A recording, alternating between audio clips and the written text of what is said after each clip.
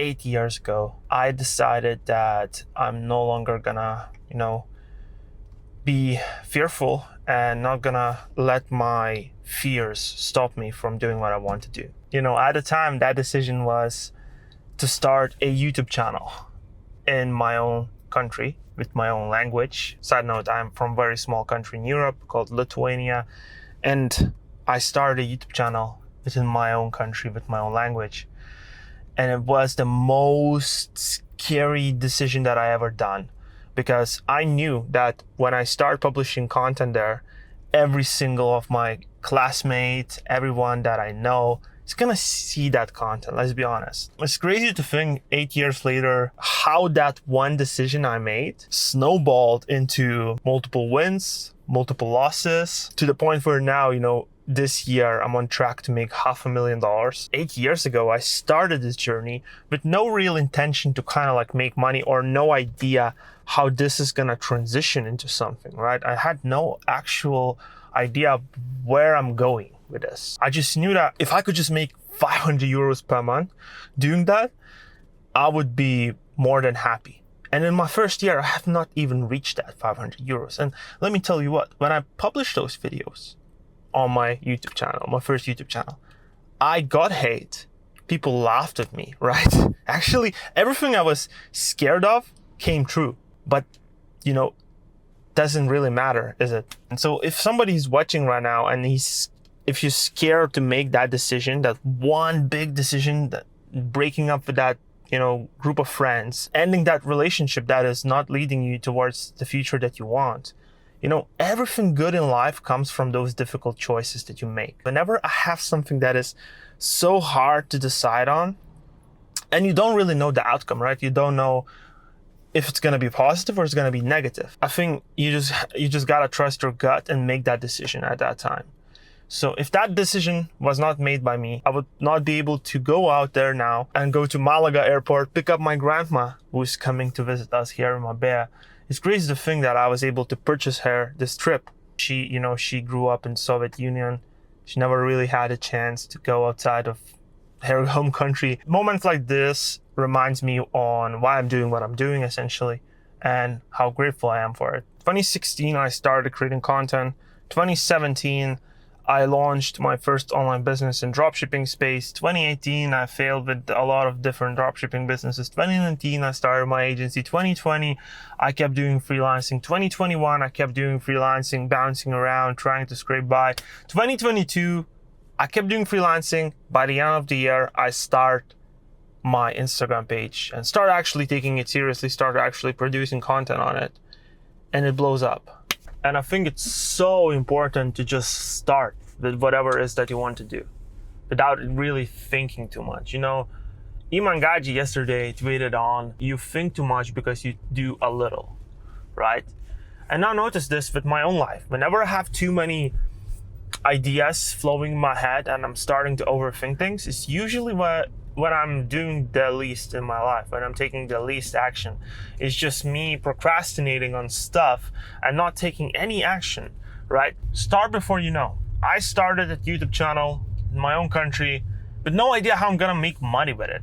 The make money part was not even a question, because in my country you can't really make good amount of money from YouTube. So making money wasn't really a thing that drove me to start it.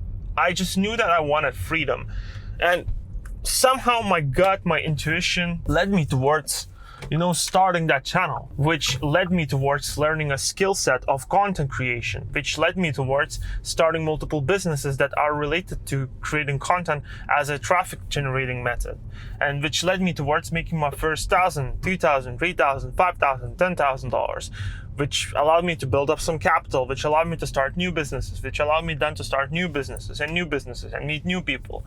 And just, you see the snowball effect here? When you think of starting something, you're better off start it tomorrow or start it today, instead of waiting a month to get equipment, to get, the right knowledge, to get stuff like that.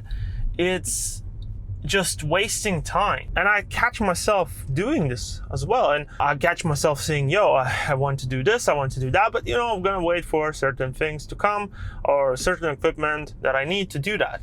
But when in reality, most of the stuff you can already start doing with whatever that you have, with the phone that you have.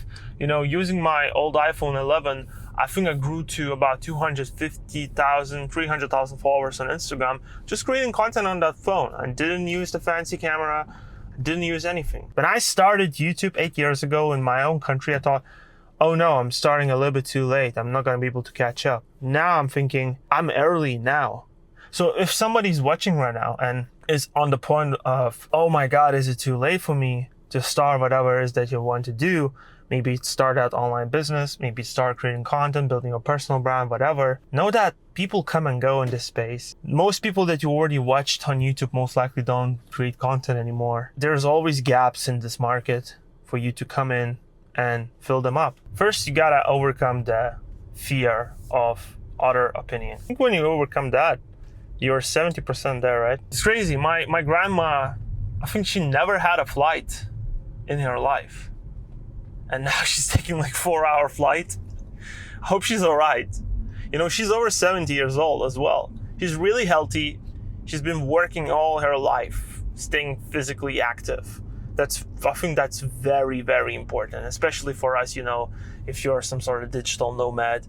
You sit a lot in front of the computer. Whenever I go for walks, you know, in the sun, it feels like the God just gives you new ideas, new fresh perspectives. And stuff like this is free.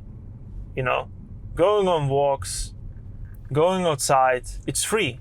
And it gives you so much good stuff just naturally. I feel like just sitting in front of my computer for too much, you get to the threshold of creative work, creative output done. And I just feel like you need to finish at that point and just go out. Yes, there are days when you have to do more, but to be honest, I fucking hate those days. It just drains the soul out of you. Like, I had days when I worked 12 to 14 hours a day. And man, oh man, I'm gonna tell you this, I was really unhealthy. I came here, by the way, really unhealthy after just intense period of work in the summer. And I don't know if that was the right thing to do. Right now I'm thinking about it. You know, there are certain sacrifices you need to do, but health, I think you need to watch out for it. I still don't have answers on it, on how you should treat it, because I know balancing everything is also impossible, right? So I guess it totally depends on the season of life you're in. But for now, at least for me in this season, where I'm here in Marbella, I'm gonna work less, try to work less and see how's it gonna go. I think as entrepreneurs, as digital nomads, whatever, we are so fearful of losing control, of giving up the control. We try to fucking hold on to everything, right? We try to control every single piece of action because we are action takers. We actually do stuff, right? We like to get things done, and more importantly, we like to get the outcomes that we want. And whenever that doesn't happen, we feel like we're losing control. We are control freaks. I get it. I totally get it. Sometimes letting go of the control completely is the best thing you can do. This is what I found. Just, you know, you see that the business doesn't go that well, you know, the promotion didn't do that well, you didn't got the results that you wanted from A and Z, whatever. Just forget about it. Go for a walk, let it go, come back with new fresh perspective, maybe get good night of sleep. And trust me, next morning, you're gonna be like, yo, I'm gonna do this a little bit differently next time. Usually that fixes the issue.